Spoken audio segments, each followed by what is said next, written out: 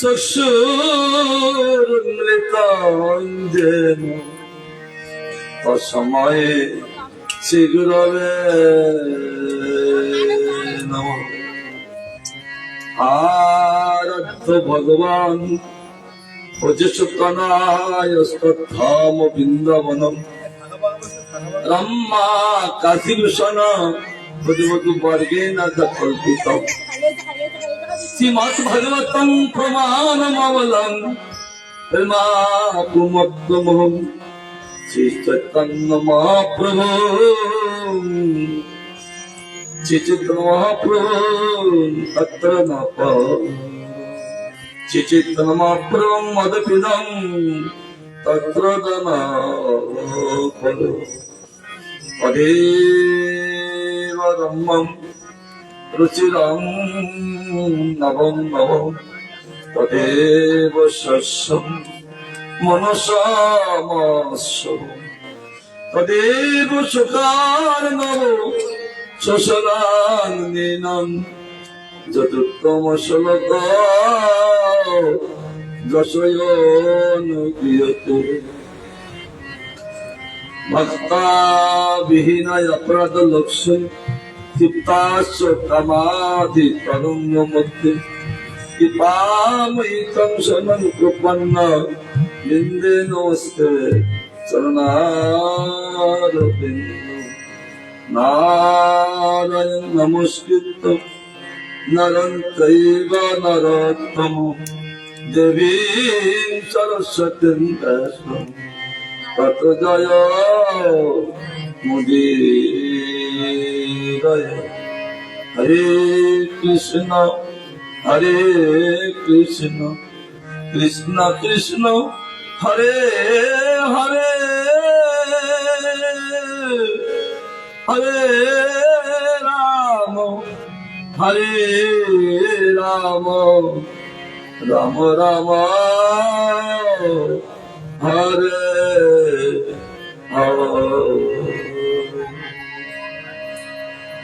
শ্রী কৃষ্ণ গোবিন্দ হরে মুরারে হে নাথ নারায়ণ বাসুদেব। শ্রী কৃষ্ণ গোবিন্দ হরে মুরারে নাথ নারায়ণ বাসুদেব। শ্রী কৃষ্ণ গোবিন্দ হরে মুরারে হে নাথ নারায়ণ বাসুদেব। শ্রী কৃষ্ণ গোবিন্দ হরে মুরারে হে নাথ নারায়ণ বাসুদেব। হে নাথ নারায়ণ বাসুদেব হে নাথ নারায়ণ বাসুদেব। হে নাথ নারায়ণ বাসুদেব হে নাথ নারায়ণ বাসুদেব। হে নাথ নারায়ণ বাসুদেব হে নাথ নারায়ণ বাসুদেব। শ্রী কৃষ্ণ গোবিন্দ হরে মুরারে হে নাথ নারায়ণ বাসুদেব। হাতালি জয় হো। শ্রী কৃষ্ণ গোবিন্দ হরে মুরারে হে নাথ নারায়ণ বাসুদেব। জয় গৌর ব্রহ্মানন্দে নাথ নারায়ণ বাসুদেব। গোবিন্দ গোবিন্দ হরে মুরারে গোবিন্দ গোবিন্দ মুকুন্দ কৃষ্ণ।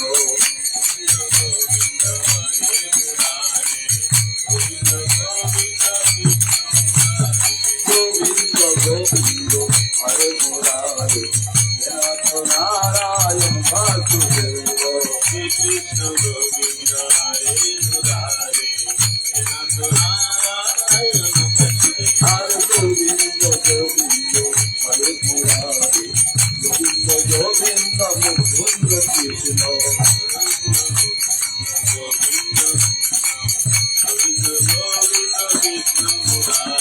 গোবিন্দ গোবিন্দ হরে মুরারে গোবিন্দ গোবিন্দ মুকুন্দ কৃষ্ণ। গোবিন্দ গোবিন্দ হরে মুরারে গোবিন্দ গোবিন্দ কৃষ্ণ মুরারে। গোবিন্দ গোবিন্দ রতন পালে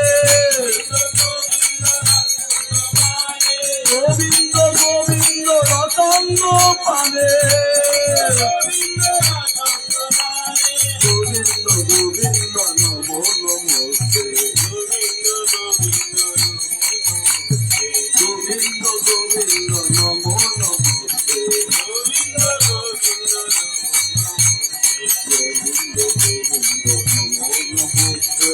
গোবিন্দ গোবিন্দ নমো নমস্তে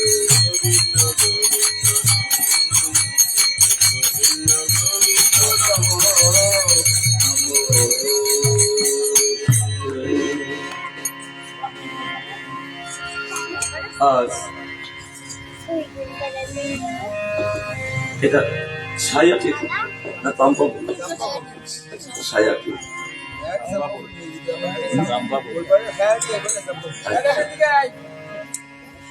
আজ আমরা গুরু বৈষ্ণব ভগবানের অপার করুণা আমরা যেখানে উপস্থিত হয়েছি এটা চাম্পাকল গ্রাম। এই সরস্বতী মন্দিরে আমাদেরকে হরি কীর্তনের ব্যবস্থা করিয়েছেন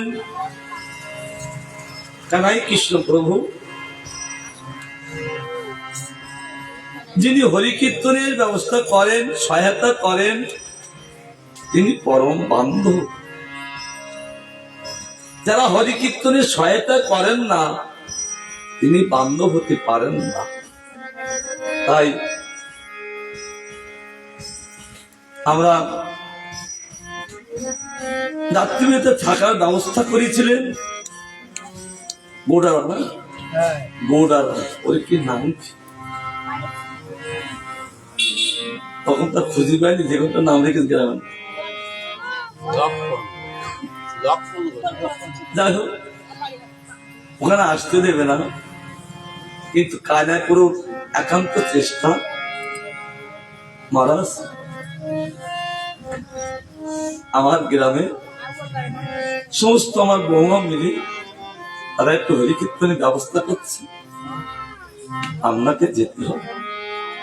আমি বাহ সুন্দর কথা, আজ এত সুন্দর মেয়েগুলো তারা এই যে মতি হয়েছেন, ভগবানের কাছে আমি প্রার্থনা করি তাদের মতিটা অটুট থাক। কমে গেল কেন তোমার? কমে গেল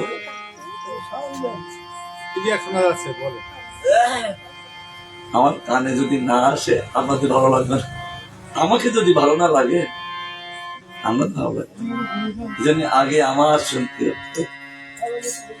তার জন্য হরিব তাদের জন্য আমি ভগবানের কাছে প্রার্থনা করি তাদের শ্রদ্ধা ভক্তিটা অটুট থাকুক। এরকম শ্রদ্ধা ভক্তি হওয়া উচিত, অন্য কোন শ্রদ্ধা ভক্তি হলে মঙ্গল হতে পারেন না। আর এই শ্রদ্ধা ভক্তির দ্বারা গুরু বৈষ্ণব ভগবান প্রসন্ন হয়ে যায়। মধ্যাহ্নকালে আমরা যেখানে হরি কীর্তন করেছিলাম সেটা হল যোগমায়ার মন্দিরের সামনে। তাই বলছিলাম আজ যে নারায়ণ নামটা সার্থকতা হলো, নারায়ণের দ্বারা ওই যোগমায়া দেবী তাকে কালী ঠাকুর বলাটা ভালো হবে না, তার নামটা প্রকাশিত হবে না। যদি যোগমায়া বলা হয় তিনি 100 রূপে কৃষ্ণের ভগিনী, যোগমায়াকে আশ্রয় করে ভগবান লীলা করে চলেছেন, আর মহামায়াকে আশ্রয় করে এই বহির্মুখ জীবকে পরিচালনা করে চলেছেন। চিৎ জগতে তিনি মহামায়া, আর এই অচিৎ জগতে তিনি হলেন চিৎ জগতে যোগমায়া, অচিৎ জগতে তিনি মহামায়া রূপে একই শক্তি একই মায়া, দুই স্বরূপে তিনি কাজ করলেন। দেবীর ইচ্ছা তিনি হরিকীর্তন শোনবার জন্য তার দ্বারা মধ্যাহ্নকালে তিনি ব্যবস্থা করেছেন। আজ আমাদের এখানে ব্যবস্থা করলেন কানাই প্রভু এই সরস্বতী মন্দিরের সামনে। এই যে সরস্বতী দেবী পূজা করেন জগতের লোক, এই সরস্বতী কে? মূল সরস্বতী কে? মূল সরস্বতী হলো আমার শ্রীমতী রাধা রানী, তিনি মূল সরস্বতী। আর এই জগতের সরস্বতী আমার মূল সরস্বতী রাধা রানীর ছায়ামূর্তি। আর বৈষ্ণবরা তারা পূজা করে ওই কায়ামূর্তি শ্রীমতী রাধা রানীকে তিনি পূজা করেন। কারণ ভগবানের সব প্রিয় দাসী এরা, তারা ভগবানের গুণগান ছাড়া আর কোন গুণগান করেন না। সরস্বতীর কৃপা না হলে কথা বললাম, সরস্বতীর কৃপা না হলে কেউ, সরস্বতীর কৃপা না হলে কেউ বিদ্যা লাভ করতে পারেন না, কি এ জগতে কি পরজগতে। আজ আমরা যে বিদ্যা লাভ করছি মূল সরস্বতীর করুণায়, এ জগতে যে বিদ্যা লাভ করছেন সেও সরস্বতীর কৃপায়। এই জন্য দেবীর ইচ্ছা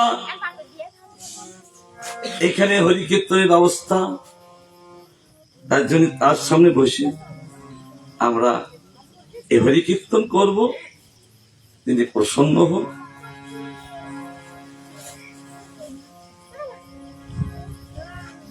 ভগবান অনন্ত কোটি ব্রহ্মাণ্ড সৃষ্টি করে, অনন্ত কোটি জীব সৃষ্টি করে তাদেরকে পালন করবেন কে? যেমন পিতামাতা পুত্র উৎপাদন করেন, তারা পালন করেন। আরে জীব জাতি মানে সব ভগবানের পুত্র, আর তাদের পালন করবেন কে? ভগবান তিনি এক স্বরূপে ওই নরনারায়ণ ভগবানের রূপে তিনি বদ্রিকার আশ্রমে তিনি তপস্যা করছেন। তিনি তপস্যা করছেন জীব জাতিকে তিনি পালন করার জন্য। আজ আমরা যে বেঁচে আছি, কে আমাদেরকে বাঁচিয়ে রেখেছেন এটা ভালো করে ধ্যান দিতে হবে। যদি মনে করেন আমি বেঁচে আছি, জীবের হাতে কোনো কেরামতি নেই, সব ভগবানের হাতে কেরামতি। কারণ ভগবান হাতে চাবি কাঠে, অনন্ত কোটি জীবের চাবি কাঠে। আর অনন্ত কোটি জীবকে কিভাবে নাচাতে হয়, ভগবানের হাতে এই রিমোটটা, ওই রিমোট দিয়ে তিনি যাকে যেমন কন্ট্রোল করার তেমনি কন্ট্রোল করেন। যার দ্বারা তিনি হরিভজন করার ইচ্ছা করেন সেই জীব হরিভজন করেন, কারণ রিমোটটা তার হাতে। তাই তিনি কি করতে লাগলেন, তিনি জীব জাতিকে তপস্যা করে পালন করতে লাগলেন। কারণ পালনের শক্তি,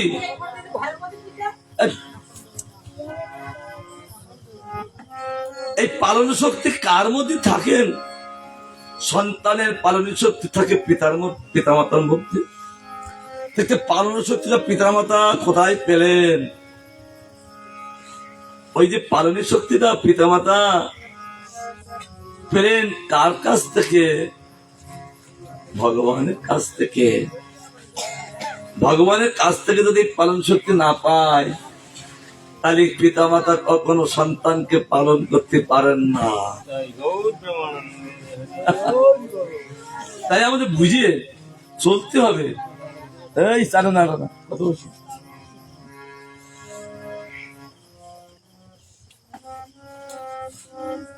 এরকম যদি বুঝি চলা যায়, তাহলে ভজনীয় বস্তু কে হতে পারেন জগতে?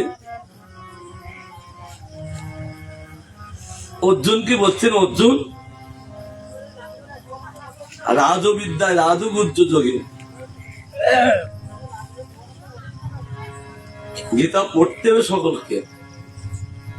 গীতা না পড়লে কোন শিক্ষায় শিক্ষিত হতে পারবেন না। আজ তিনি গীতা গান করে গেছেন কার জন্য? আমাদের জন্য। গীতায় শিক্ষায় শিক্ষিত হয়ে তারপর উপরে পর্যায়ে যেতে হয়। এই জন্য 7টা শ্লোকে 7টা প্রকার শিক্ষা আছেন গীতায়।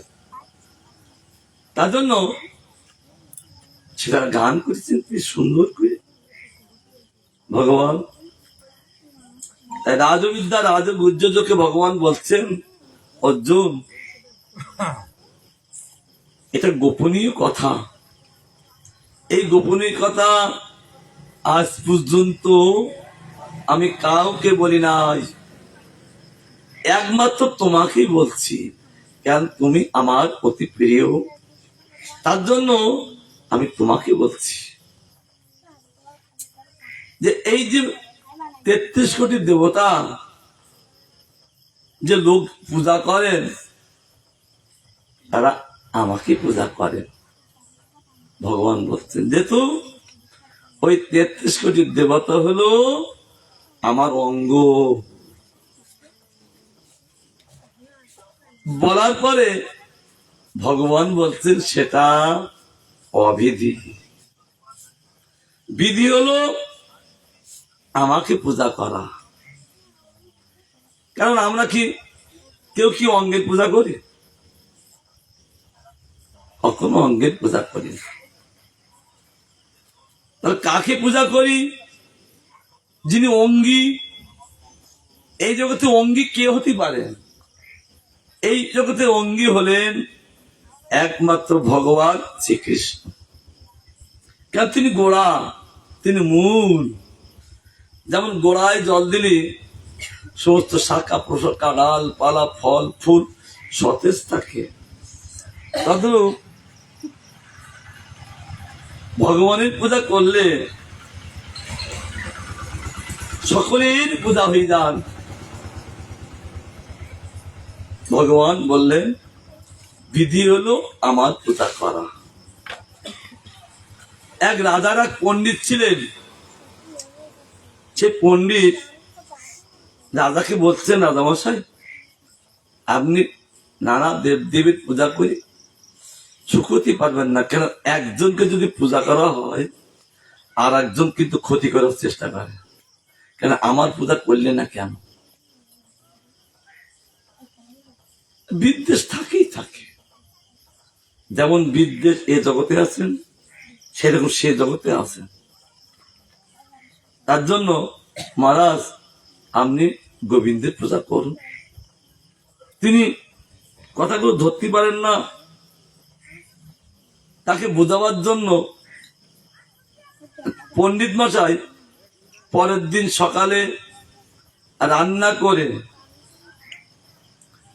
আর সবজি করে একসঙ্গে পিণ্ড করে এক এক পিণ্ড শুয়ে পড়ে 2 চোখে 2টো পিণ্ড খাওয়াচ্ছেন। তারপর 2 হাতে 2 পিণ্ড করা হাতকে খাওয়াচ্ছেন। আর 2টো কানকে 2টো পিণ্ড করা। যতগুলো ইন্দ্র আছে সব ইন্দ্রকে একটা একটা পিণ্ড করে, চরণকে 2টো পিণ্ড, নাসাকে 2টো পিণ্ড, মস্তকে একটা পিণ্ড। ব্রেন কাজ করবে কি করে না খেলে? এইরকম করে শুয়ে আছেন। রাজামশাই আসতে দেরি হচ্ছেন। বলছেন যাও তো, পণ্ডিত আসছেন না কেন? যেই দেখে ওই পণ্ডিত মাথায় শুয়ে তিনি এ করতে লাগলেন, ওই খাদ্য দিয়ে তিনি শুয়ে আছেন। বলছে রাজামশাই ডাকছেন আপনাকে। বলে আমি তো খাওয়া না যাবো কি করি? যদি চরণ না খায়, আর চরণ চলবে কি করি? যদি হাত যদি না খায় তাহলে হাত কর্ম করবে কি করে? চোখ যদি না খায় তাহলে দেখবে কি করে? বলছে রাজামশাই এ কি, আমি পণ্ডিত না? এটা লোকটা বলছেন, যে কর্মচারীটা বলছেন যে পণ্ডিত মশাই আপনি পণ্ডিত না? সে তো বটেই, তবে এরকম ভুল করছেন কেন? বলছে না আমি ঠিক করছি। রাজাকে বলো এইগুলো এদেরকে খাইয়ে তারপর আমি আসছি।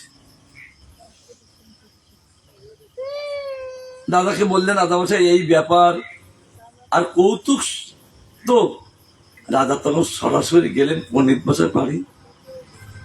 পণ্ডিত মশাই বাড়ি দিয়ে বলছেন, পণ্ডিত মশাই আপনি তো পণ্ডিত, এরা মূর্খির মতন এরকম ভাবে কাজ করছেন কেন? এরা কেউ কোনদিন খায় না, এরা কোনদিন খায় না, কারণ মুখে দিলে আর পেটে গেলে সমস্ত ইন্দ্রগুলো সব কাজ করে, তখন আর এই ইন্দ্রগুলো আর কমজোরি হয় না। বলে রাজামশাই এইটা যখন বুঝতে পারলেন তাহলে গোবিন্দের পূজা করলে 33 গোটার পুজো হয়ে যায়।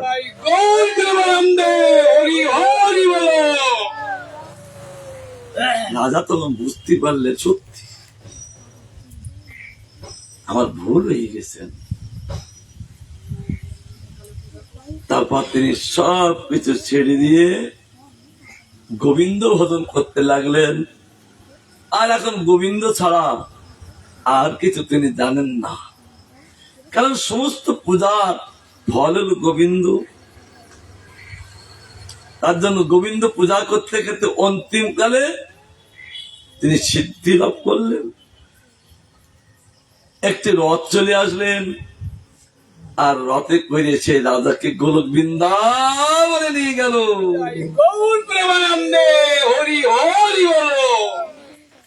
তাহলে গোবিন্দের পূজা করলে কিরকম লাভ দেখেছ? তাহলে আমরা বুদ্ধিমান ব্যক্তি কি করবো? কাকে পূজা করা উচিত? হ্যাঁ, গোবিন্দকে পূজা করা উচিত। যিনি বুদ্ধিমান হবেন না তার দ্বারা না, তিনি বুদ্ধিমান হবেন তিনি গোবিন্দকে পূজা করবেন। এই দেবী তিনি গোবিন্দকে পূজা করেন। 33 কোটি দেবতা তারা সকলে গোবিন্দকে পূজা করেন। এমনকি ব্রহ্মা পর্যন্ত তারা গোবিন্দের পূজা করেন। যিনি আমাদেরকে সৃষ্টি করলেন তিনি যদি গোবিন্দকে পূজা করেন, তাহলে আমরা তার সৃষ্টি প্রাণী কাকে পূজা করবো? বাহ, জয় হোক। কাকে পূজা করবো? শ্রী গোবিন্দ চন্দ্র ভগবান কি। ব্রহ্মা যদি নিজে গোবিন্দের পূজা করেন, তাহলে আমরা কাকে পূজা করব? তাহলে আমরাও গোবিন্দকে পূজা করব। জগতের শিক্ষা, এই 33 কোটি দেবতা যদি গোবিন্দকে পূজা করেন, তাহলে আমরাও সেই গোবিন্দকে পূজা করব। কারণ এই সংসারে সার বস্তু বলতে আর কেউ নেই। অসার কুল সংসারে ছাড়ো মেতাং হরি পদং, সমস্ত লোক নাতাস্য শ্রদ্ধায় হারাধনা হারে। কারণ এই সংসারের সার বস্তু কে? এই সংসারের সার বস্তু হলো জগৎটা সংসার। শুধু এই সংসার না, জগৎটাই গোটা সংসার। এই সংসারের সার বস্তু হলো প্রাণ গোবিন্দ, আর তিনি সকলের নাথ। তাই তার শ্রদ্ধা করে তার পূজা করা জীবের একমাত্র সেব্য। তা যদি না হয় আরে জীব মঙ্গল লাভ করতে পারবেন না। কারণ মঙ্গল তো এই জগতে নেই, কোন ব্রহ্মাণ্ডেই নেই। আমরা তো শান্তি চাই, মঙ্গল চাই, তা মঙ্গলটা আমরা পাবো কোথায়? এই জগতে মঙ্গল নাই, একমাত্র মঙ্গল আছেন গোবিন্দের কাছে। তাহলে সেই গোবিন্দকে কাছে মঙ্গল লাভ করতে গেলে কি করতে হয়? তাহলে গোবিন্দের আরাধনা করতে হয়। আর গোবিন্দকে আরাধনা করলে অনায়াসে সে মঙ্গল লাভ করতে পারেন। আর অনায়াসে দুঃখ সাগর থেকে উঠে গোবিন্দের সেবা তিনি করতে পারেন। তার জন্য একমাত্র মঙ্গলদাতা তিনি। আমরা প্রত্যেকে মঙ্গল চাই, কিন্তু মঙ্গলটা কি আমার ঘরের জিনিস নয়। আবার আমরা আনন্দ চাই, আনন্দটা দান করছেন কে? প্র্যাকটিক্যাল কথা বলতে হবে, মানুষ জেগে উঠবে। আমাদেরকে আনন্দটা দান করছেন কে? এ হোক গোবিন্দ। কি করি? অনন্ত কোটি ব্রহ্মাণ্ড সৃষ্টিকে অনন্ত কোটি ব্রহ্মাণ্ডে এই ব্রহ্ম বৃন্দাবন প্রকাশ করে তিনি লীলা করে সমস্ত জীব জাতিকে আনন্দ দিয়ে বাঁচিয়ে রেখেছেন। জীব যদি আনন্দ না পান তাহলে কোনদিন জীব বেঁচে থাকতে পারেন না। তার জন্য তারা গোবিন্দ তিনি লীলা করে সমস্ত জীব জাতিকে তিনি বাঁচিয়ে রেখেছেন। কিভাবে? আনন্দ দিয়ে। জীব আনন্দ প্রিয়, তার জন্য তাকে বাঁচিয়ে রাখতে কি আনন্দ দিয়ে। তাই সেখানে একটি কীর্তন আছে যে আনন্দটা কোথা থেকে আসছেন। আমরা শ্রী রাধা গোবিন্দ প্রেমানন্দ কন্দ আছে, মানুষ খুঁজে পাবে।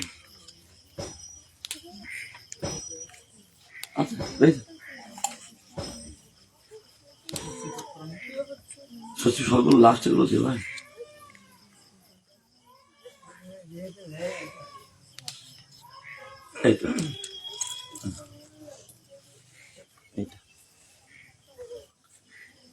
তাই গোবিন্দ তিনি একমাত্র সকলকে আনন্দ দিয়ে বাঁচিয়ে রেখেছেন। কেমন করে? শ্রী রাধা গোবিন্দ প্রেমানন্দ কন্দ বৃন্দারণ্য অভিরা। শ্রী রাধা গোবিন্দ প্রেমানন্দ কন্দ বৃন্দারণ্য অভিরা। রাধা গোবিন্দ প্রেমানন্দ কন্দ বৃন্দারণ্য অভিরাম। বৃন্দারণ্য অভিরাম, অবিরাম সবসময় লীলা করে। তাদের পাদপদ্ম হলো আনন্দের কন্দ। কন্দ শব্দ খনি। এই জগতে অনেক খনি আছেন, কিন্তু সেই খনি থেকে সেই জিনিস তুলতে তুলতে একদিন সমাপ্তি হয়ে যান। কিন্তু রাধা গোবিন্দের পাদপদ্ম খনির থেকে আনন্দ খনি কখনো সমাপ্তি হন না। কেবল অনন্ত করে জীবকে সেই আনন্দ দিয়ে জীবকে বাঁচিয়ে রেখেছেন। তাই বলছে শ্রী রাধা গোবিন্দ প্রেমানন্দ কন্দ বৃন্দারণ্য অভিরা। শ্রী রাধা গোবিন্দ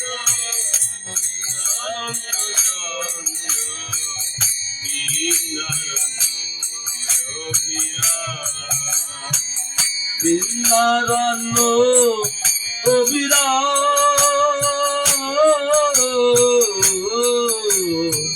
বৃন্দারণ্য অভিরা।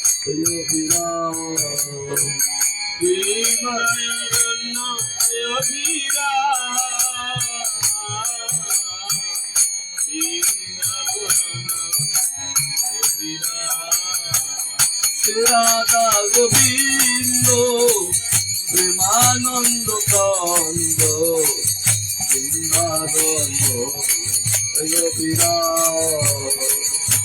রাধা গোবিন্দ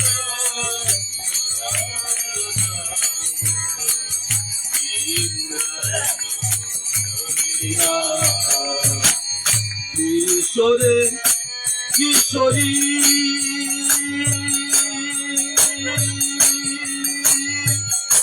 দলরে বিজয়ী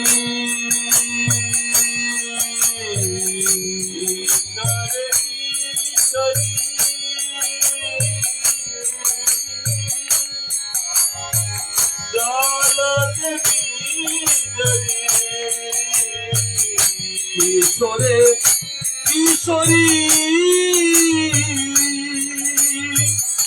দলরে বিজয়ী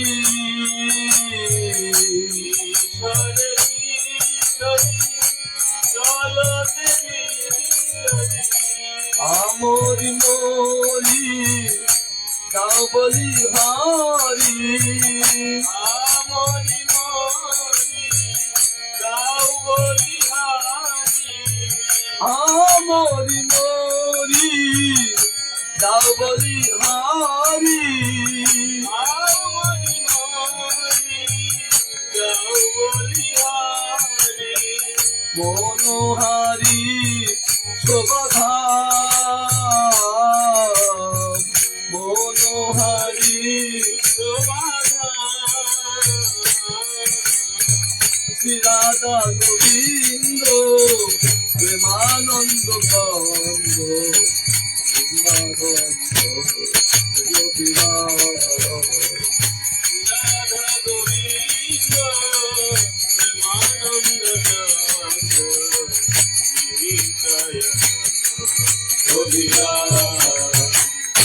নাগরে নাগরী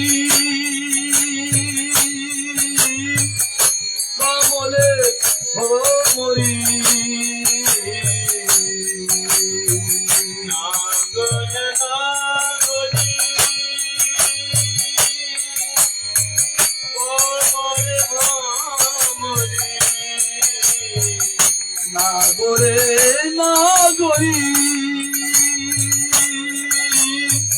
কমলে ভ্রমরী নাগরে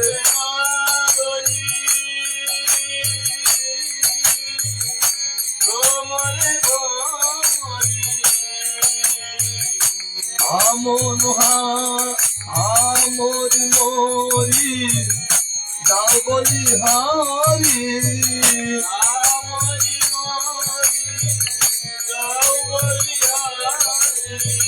আমরি মরি যাও বলি হারি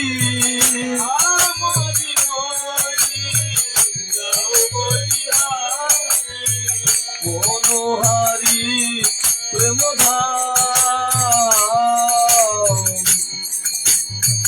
মনোহারি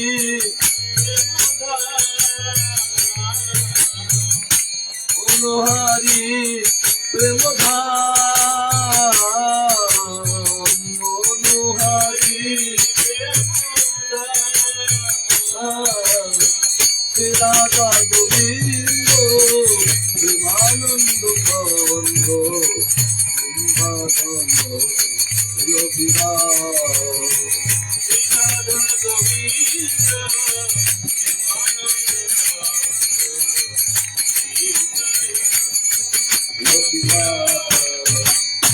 গোবিন্দ শ্রীমতী কামদেব রতি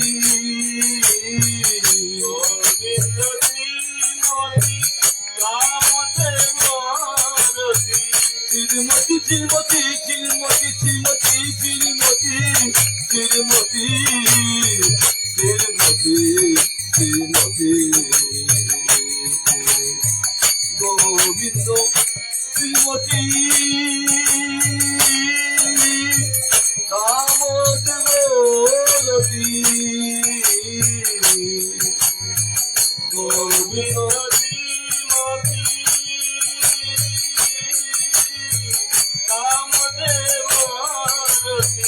আকি বাবাতি মধুর মোরতি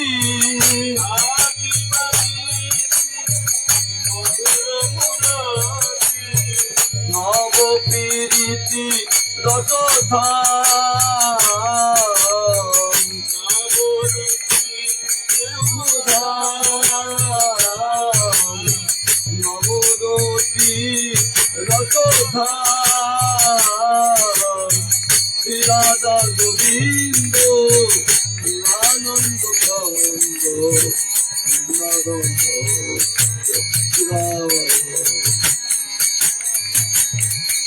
রাধা গোবিন্দ প্রেমানন্দ কান্দ বৃন্দারণ্য রবিরাম বৃন্দারণ্য রবিরাম বৃন্দারণ্য রবিরাম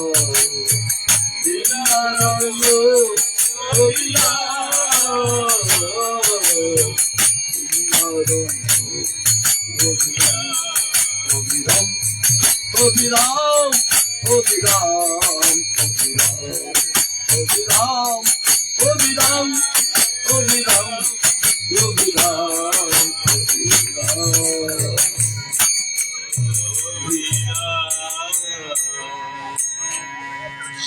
ভগবান তারা এত সুন্দর লীলা করে তিনি জীব জাতিকে আনন্দ দিয়ে তিনি বাঁচিয়ে রেখেছেন। কারণ এই জীব জাতি ভগবানের, তার জন্য তিনি ছাড়া কে বাঁচিয়ে রাখতে পারেন? তাই তিনি আনন্দ দিয়ে তিনি জীব জাতিকে বাঁচিয়ে রেখেছেন। কিন্তু এই আনন্দ এই জগতের বস্তু তো নয়, সে গোবিন্দের থেকে এই আনন্দটা আসছেন। তার জন্য এই আনন্দ দিয়ে জীব সংসারে লাগাচ্ছেন, কিন্তু আনন্দ কিন্তু লাভ করতে পারছেন না। কৃষ্ণ ভক্ত তারা বুঝতে পারলেন এই আনন্দ কোথা থেকে আমরা পাচ্ছি। তারা বুঝতে পেরে সেই আনন্দ দিয়ে গোবিন্দকে সেবা করে চলেছেন আর পরমানন্দে লাভ তারা করতে লাগলেন। এই জন্য ভগবান এই জীব জাতিকে সব আনন্দ দিয়ে রেখেছে। এই সরস্বতী তিনি 100 রূপে তিনি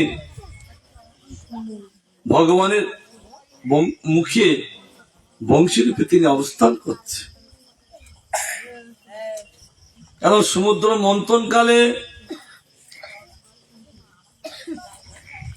যখন লক্ষ্মী দেবী উঠেছিলেন, সেটা পদ্মমালা সেটা লক্ষ্মীকে দিয়েছিলেন। আর সরস্বতী তিনি বলছেন আমি কিন্তু সৌভাগ্য লাভ করতে পারলাম না, তার জন্য তিনি তপস্যা করতে লাগলেন। ভগবান তার তপস্যায় সন্তুষ্ট হয়ে বলতেন, দেবী আবার তপস্যা কিসের জন্য? ওহো, তুমি লক্ষ্মীকে বেশি ভালোবাসো, তার পদ্মমালা দিয়েছো, আর আমাকে তুমি কি দিয়েছ? তোমাকে কি দেব? তুমি তো আমার নিজস্ব লোক, তার জন্য তোমাকে আমি কি দেব? তাই সে কাঁদতে লাগলেন। তার জন্য ভগবান তাকে তুলে মুখে চুম্বন দিলেন। আর সঙ্গে সঙ্গে সরস্বতী বললেন, আমি তোমার চুম্বন আলিঙ্গনে আমি চিরদিনের জন্য থাকতে চাই। তাই বলছেন এই জন্য তোমার হবে না, তার জন্য তুমি এই বাস গাছ হয়ে তুমি জন্মগ্রহণ করো, যথা সময়ে আমি তোমাকে গ্রহণ করব। ভগবান তিনি গোকুলে যখন আবির্ভূত হলেন, আর এক বাঁশিওয়ালা তিনি বাঁশি বিক্রি করতে এসছেন সেই গোকুলে। এত সুন্দর তিনি বাঁশি বাজাচ্ছেন। ভগবান ছোট্ট বালক, তিনি তার পাশে বসে ওই বাঁশির সুর শুনছে। সে ভাব বারে বাজাচ্ছেন। কিছুক্ষণ পরে তিনি ভাব সম্মেলন করে তিনি দেখছেন অপূর্ব একটা বালক, কি মাধুর্যময় মূর্তি। তাকে দেখে বাঁশিওয়ালা মুগ্ধ হয়ে গেলেন আর বললেন, আপনি এত সুন্দর বাঁশি বাজাচ্ছেন, তাহলে আমাকে একটু শেখাবে না? বলছে, হ্যাঁ আমি তোমাকে শেখাবো। গোবিন্দ তখন বলছেন, তাহলে আমাকে শেখা। বলে তাকে পূজা করতে হবে, তুমি আমাকে গুরু জ্ঞান করো, তার গুরুমুখী বিদ্যা। আর একটা কথা কি, মা সরস্বতী স্তুতি করো যে মা সরস্বতী আমি এই বংশীধ্বনি করব, তুমি আমাকে একটু বিদ্যা দান করো। আর ওদিকে দেবী তিনি আনন্দিত করে বলছেন, আজ প্রভু আমার মুখী রাখবেন। কি আনন্দিত! তিনি সঙ্গে সঙ্গে আনন্দিত হয়ে তিনি আশীর্বাদ করলেন ভগবানকে। যে কোনোদিন বাজায়নি সেই বাঁশি তিনি বাজাতে লাগলেন। স্বর্গ, মর্ত, পাতাল, 14 ভুবনের লোক সেই বংশীর ধ্বনিতে কাঁপতে লাগলেন। এমন মোহিত ধ্বনি, এমন যে বাঁশিটা দিলেন বাজাবার জন্য বাঁশিওয়ালা, তিনি কাঁপতে লাগলেন। সেই বাঁশির সুরে সমস্ত জীব জাতি আকর্ষণ করতে লাগলেন। বাঁশিওয়ালা বলছেন, এ কি? বাঁশি বাজারে শেখাতে গেলে তার কতদিন দুষ্টুমি করলেন। বলছেন ভগবান যিনি বলছেন, খোকা তোমার বাঁশি আমি তো ফিরি দান করলাম। অর্থাৎ সেই বাঁশি যে সরস্বতী তপস্যা করেছিলেন, সেই বাঁশিওয়ালা নিজে এসে গোবিন্দের হাতে তুলে দিলেন। আর গোবিন্দ সেই বংশীধ্বনি করে সমস্ত জীব জাতিকে আকর্ষণ করতে লাগলেন। অর্থাৎ আমরাও এই যে বিদ্যা লাভ করি, এই যে স্তব স্তুতি করি, একমাত্র সরস্বতীর কৃপায়। যেমন এ জগতের লোক তেমনি পরজগতের লোক, তারা সরস্বতীর কৃপা ছাড়া বিদ্যা লাভ করতে পারেন না। সরস্বতীর জিহ্বায় যখন বসেন তখন তিনি ভগবানকে স্তুতি করতে থাকেন। আর একস্বরূপে তিনি সরস্বতী ভগবানকে স্তুতি করেন। আমরা সেখানে বসে আমরা হরিকীর্তন করার সৌভাগ্য লাভ করলাম। আবার গুরু বৈষ্ণবের করুণা হলে আমরা আবার আস্বাদন করবো। এদের আত্মীয় ছোট্টরা হোক ভগবানের সেবায়। বাঞ্ছা কল্প তরুভস্য কৃপা সিন্ধু বেবচ পতিতানাং পাবনেভ্যো বৈষ্ণবেভ্যো নমো নমঃ।